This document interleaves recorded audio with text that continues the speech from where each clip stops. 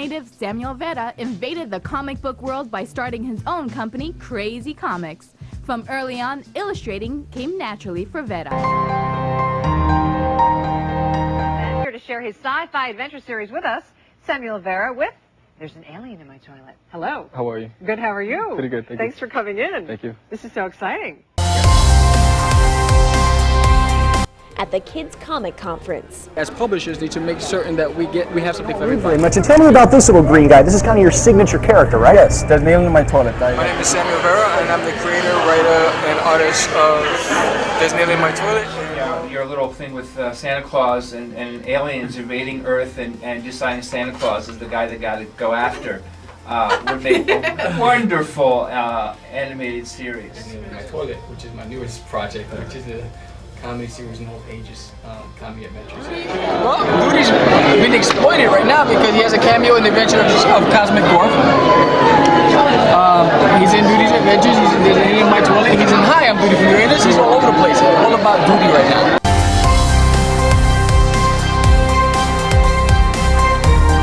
Project Doodie.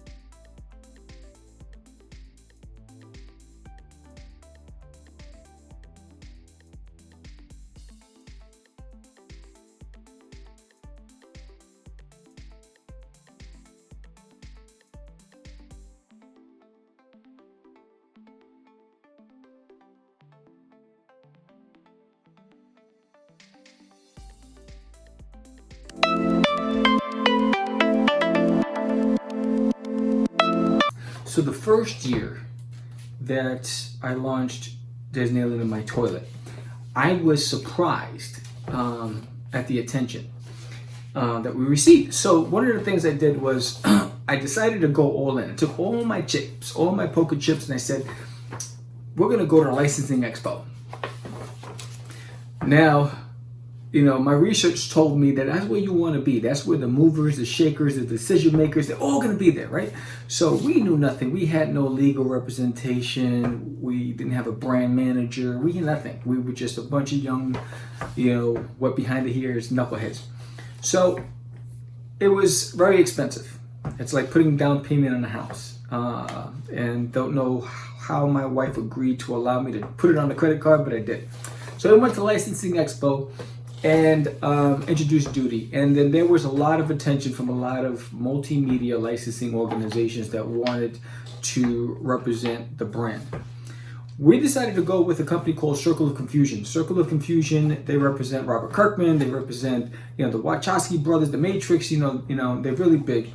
And they wanted to take us under their wing, and so I said, all right, let's go for it. So one of the things they asked me for was a treatment. They said, we need a treatment for your series. And basically a treatment provides a synopsis of every chapter and every issue of the book. So this is it. This is the treatment, and you can see, this is the original one. You can see the coffee stains and all the marks here. And this is a treatment for the, for all, initially it was 12 issues, and right now it's only 10 issues for There's an Alien in My Toilet, because then it spins off into Hi, I'm Doodie from Uranus. So, and in the treatment, it has the character bios. The character bios. And I started off with Doodie because he's the main character. And then we go into General Goatee. And you can see Alan Roberts and his son Bobby. But then, besides the character bios, so you see, like, you have We Are Not Alone Incorporated, and I'll go further into detail with this. I just want to give you a brief overview of this. this is what basically a treatment is. So here's chapter 2. It's called I See Red People. And it's giving an overview of what to expect from that chapter. This provides spoilers, which is crazy because I had to struggle with that concept. You're going to provide somebody with an insight into where I'm going with this project. And, if it gets leaked, the punchline is at the end of the series.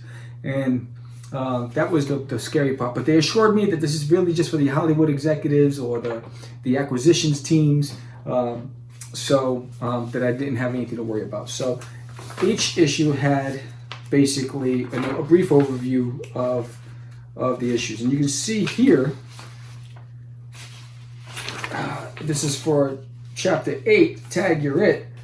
There were some of my thumbnails for the chapter. So I would do that. I would just create the panels and the look and the direction of where I'm going to go with everything. So instead of me turning these pages, let's get into the actual treatment. Why don't we? So in a treatment, there's also character bios and character designs. And that's what we're going to go over.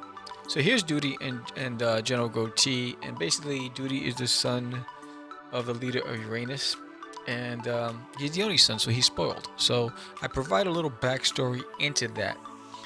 He's spoiled his entire life and made to believe that he is the best at everything he's done. Well, he did. And that's the secret ingredient behind who Doodie becomes mentally. And you'll learn that he becomes this egocentric, thinks he knows it all alien, and that's because he was spoiled. And then General Goatee unfortunately has the burden of babysitting Doodie.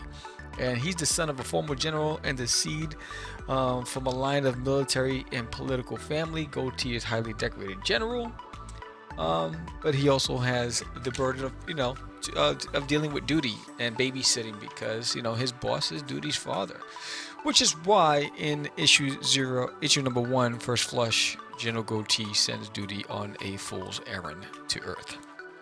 Then you have Alan Roberts and his son Bobby. And we're introduced to Alan Roberts and his son Bobby because Doodie gets into their home.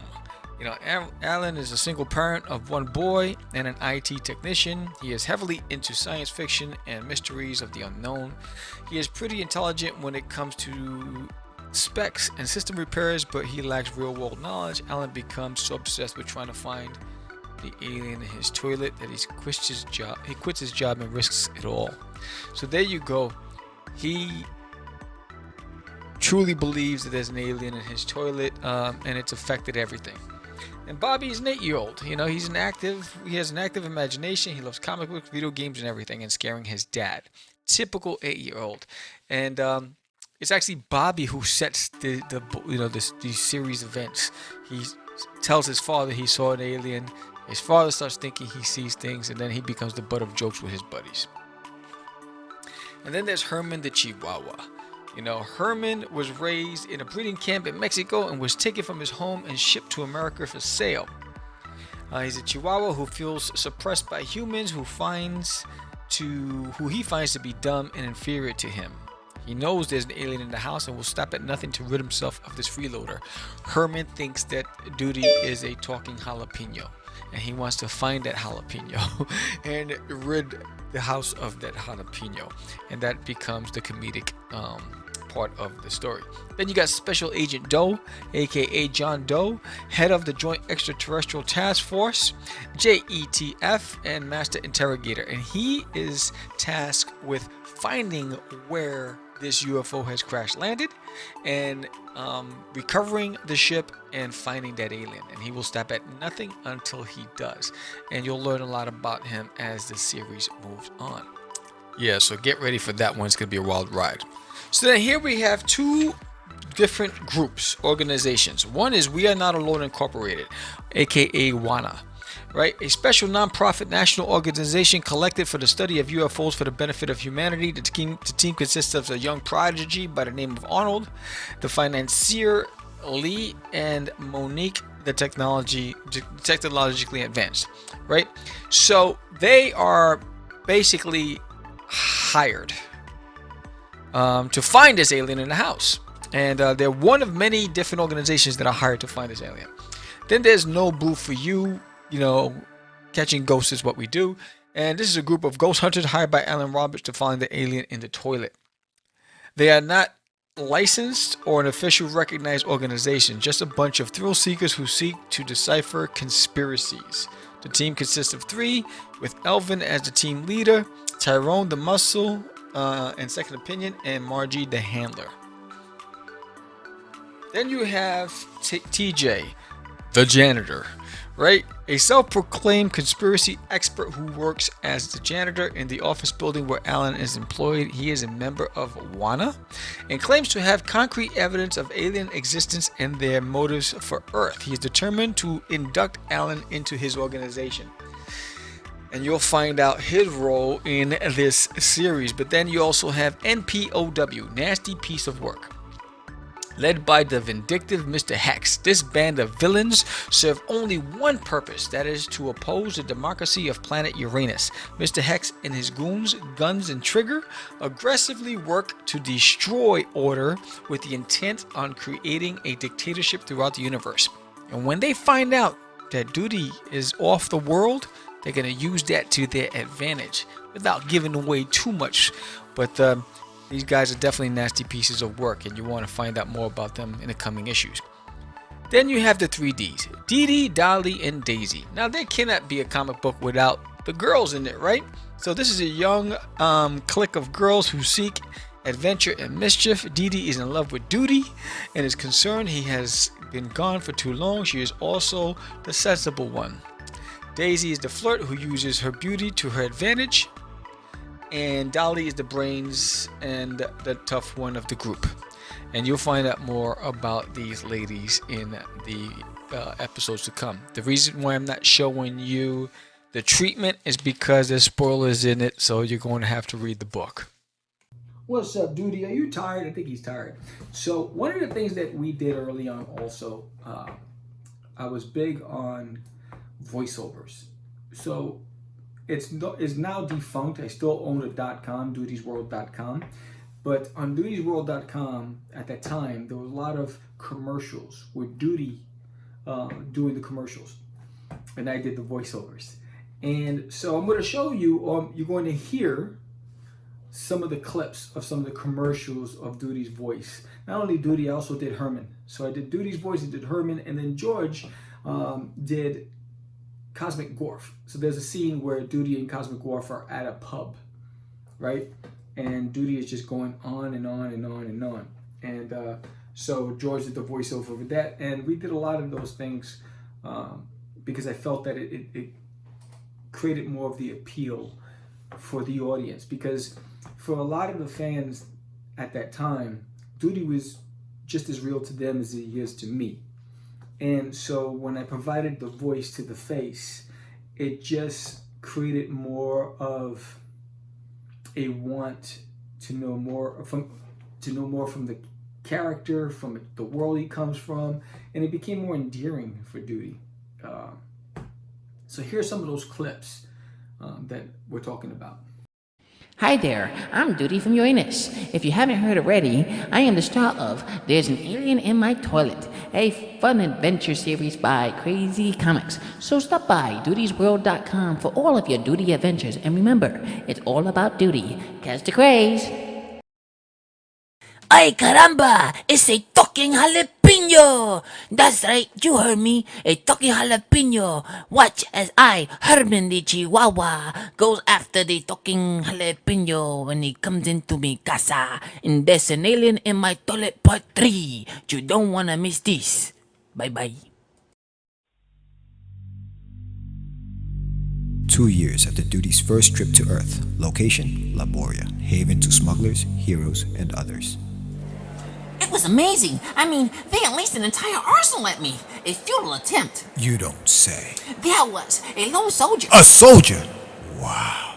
Mr. Gorf, I understand you may be a hero in some sectors. Need I remind you, you are in the company of a superior intellect and should never disrupt one while in the midst of a statement. You are correct.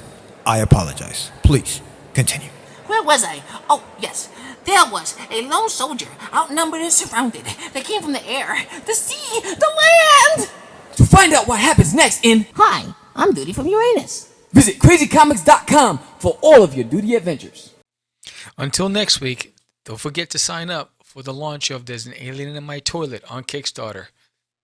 This is a comedy series. It's about this egocentric alien, thinks he knows it all, who crash lands on Earth and gets himself into all sorts of crazy antics. And I and Doodie and I need your help.